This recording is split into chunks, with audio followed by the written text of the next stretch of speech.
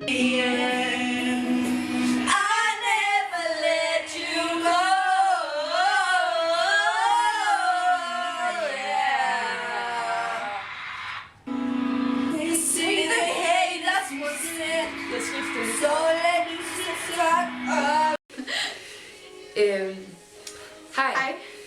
Det her, det er vores veninde-tag. Ja, så starter vi bare.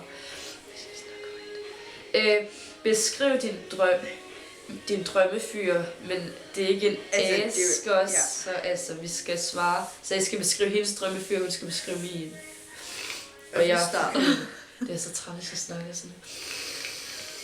Okay, han skal være høj, og han skal have store fødder, og han skal have brune eller blå øjne. Altså, jeg beskriver din. Og han skal være brunette. Han skal have veltrænet krop, har jeg sagt det?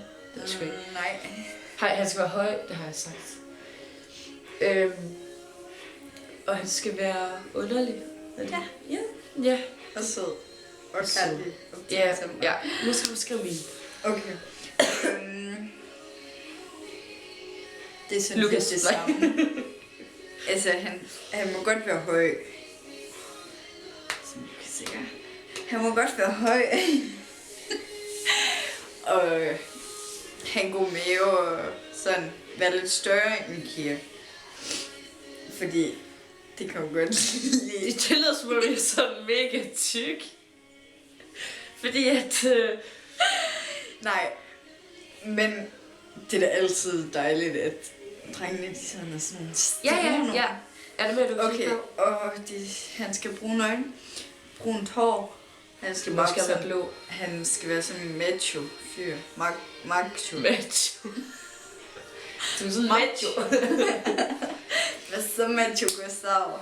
Ja. Macho. Ja, det er fint, Karoline. Jeg ved ikke, hvad det betyder, men okay. Han skal bare være sød. Bedste veninde. Jeg har mange. Eller vi har mange. Hun har mange. Nej, jeg har ikke mange. Hun har ikke så mange. Jeg er sådan set dig.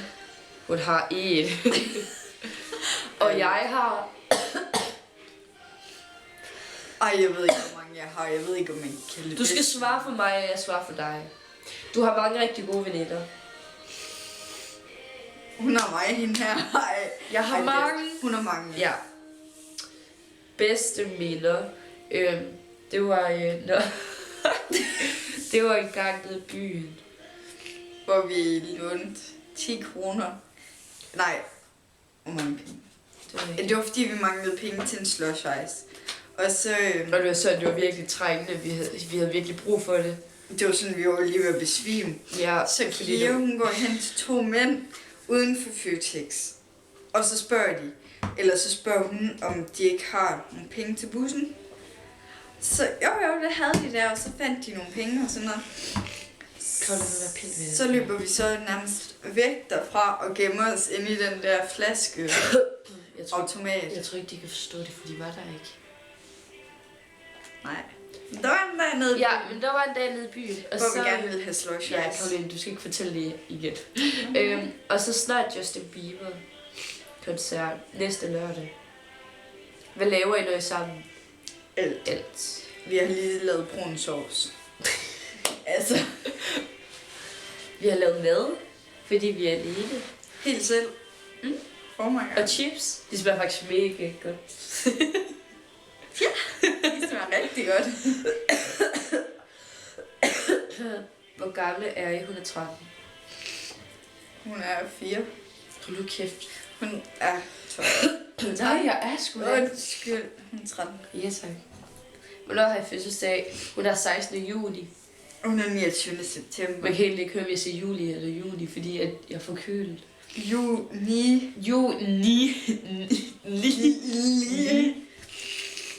Og noget klart. Hvad er jeres yndlingskage? Nej, synes I selv I smukke? Nej, vi har ikke spurgt om, hvad vores yndlingskage. Ja, og der vil ikke komme til Karoline. Nå! Synes I selv I smukke? Jeg synes ikke, jeg er grim. Altså, det synes jeg heller ikke, at jeg er. Men det har ikke rigtig noget med et veninde-tag at gøre. Men der er mange, der er kønner end mig. Altså, det er jeg godt klar over. Ja, gav det mening, det jeg lige sagde? Det er sgu ikke. Hvordan blev veninder? Der kom ind i klassen, og så var hun sådan en snop, og så var der veninder lige siden. Jeg var ikke snop, jeg var bare lidt Hun var lidt forskellig. fornærmet over, at der lige pludselig kom en pige i klassen. Jeg kan bedre lidt, når der kommer drenge. Ej, der kom bare sådan en pige. Kæklevere. Okay. Hvad er jeres yndlingskage? Hendes yndlingskage, det er chokoladekage. Ja, og hun kan ikke lide kage, hende der. Ikke særlig godt. Hun er virkelig underlig. Ja. Okay. Hvem var den sidste, I kyssede? Det har ikke noget med et veninde til at gøre. Den sidste, du kyssede, det var Jakob Sørensen. Det gider vi ikke lige at svare på. Og prøv lige at høre her, drenge. Den sidste, du Prøv lige- kyssede, nej, det var prøv lige- Jakob Sørensen. Kom nu. Prøv Den lige at sidste, høre. jeg kyssede, det var Kasper Grøn Nielsen. Jo. Prøv lige at høre her alle sammen. Når det er venindetag, så spørger I ikke noget om os sådan generelt. Jo, Karoline. Så spørger I noget Hold nu om kæft, Karoline. De må gerne, fordi så svarer vi bare for hinanden. Så godt. Hvem var den sidste, I kyssede? Den sidste, du kyssede, det var Jakob Sørensen. Og den sidste, jeg kyssede, var... Svar nu. Kasper Grøn Nielsen. Hvornår mødte I hinanden? I 6. I Starten af 6.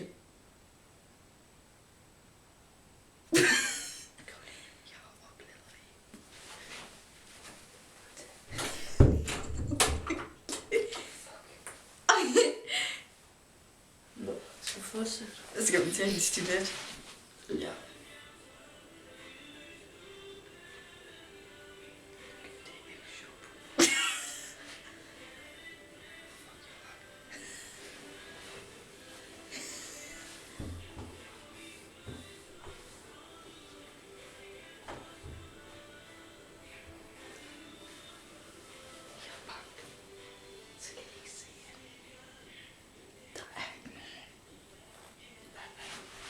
Nå, skal vi fortsætte? Bestil.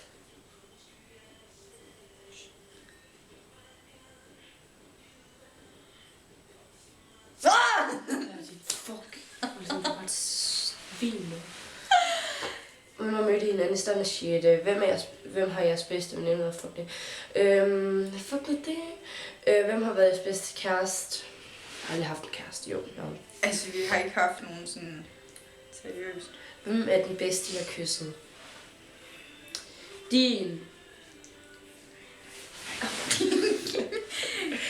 Min. Det var Rasmus Malik. Ja.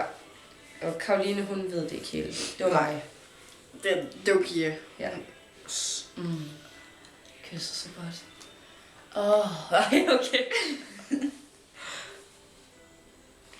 Hvor lang tid har jeg været veninder? 2 år, sådan noget. Hvordan fanden kan du sige, det er 2 år, når Fordi vi det går var i i starten af 7. 6. Det var i november. Nej, det er ikke. Jo, det Det var... er over et år siden, Nej, vi gjorde det det der. var den 14. november, at jeg kom ind i klassen. Fordi... Ikke 2012. Jo, det var. Sgu da ikke Jo, det var. Er du dumt? Det er ikke 2012, Karoline. 2011. Ja, så er det da også snart 2 år. Nej, det er sgu ikke. Nej, det var det ikke. Det ved jeg ikke. Nej, det var ikke. 1,5 år. Og der giver du mig fucking ret. Fordi nu er vi i den 4. Og så minus plus 2, det er 6. Hvis nu var sådan, vi var i den. Ja. Hvor mange kærester har jeg haft? Mange. YOLO. Ej, det har ikke været seriøst. Hvor mange drenge har jeg kysset? Bedste minde, det har vi svaret. Kage i ost. I toast og sådan noget. I toast og... Pizza. Ja. Sagde Paradise nogle gange. Ja. Når vi husker det. Ja. Hvor mange kærester har jeg haft? Det har vi svaret på. Mange, okay. Hvem er den lækreste person, I kan komme i tanke om? Caroline! Ej. Fuck.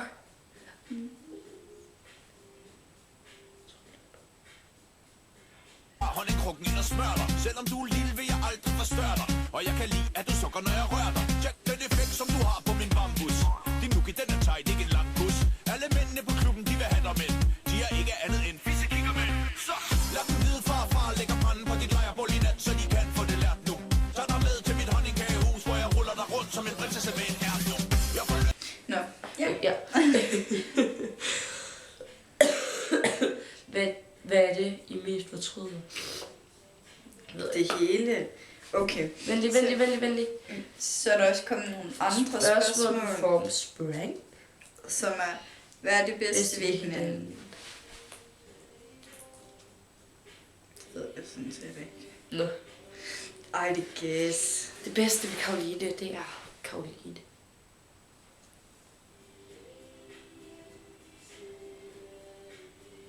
Det er altså fordi, de der højtaler, de er mega gamle.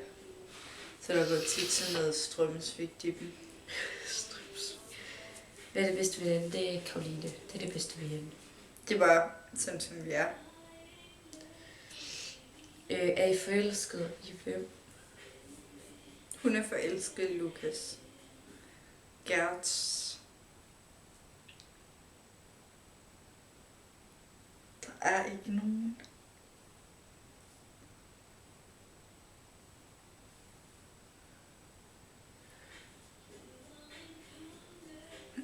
Altså, det er fordi, at vores musik, vi sidder herinde på et værelse, vores musik ude fra køkkenet, det stopper, så tænder det, så stopper det, så tænder det, så stopper det, så tænder det. Ja, det er lidt klart. Okay. Du er ikke forelsket? Nej. Eller Jeg er bare forever nu. Det skal du ikke. Det var trist.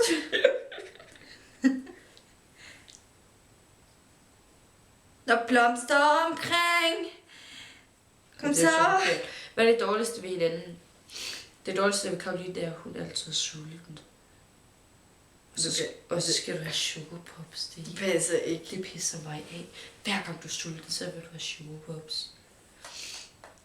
Det er nok det dårligste ved dig, det er, at du gerne vil have sugarpops. Det dårligste ved hende, der er hun aldrig vil give mig sugarpops.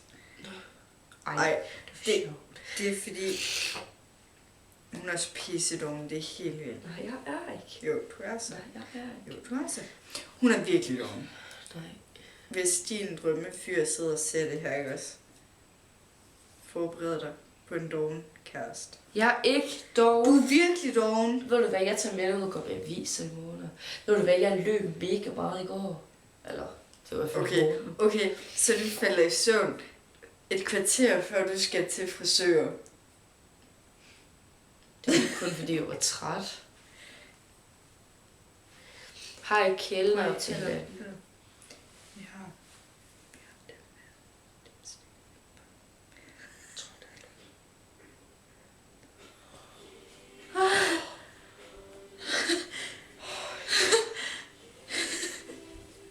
Der er også nogle bøjler. Nogle højsk. Der er den der. Ja. Har I kælder til den? Jeg kalder en kav og kav og Caroline. Og Karoline. Og Kia. Sikke et kælder. Sikke hun kan. Og Kia. Go kav. Vi ved, du kan. Du suger med. Okay, det var det. Hej. Once upon a time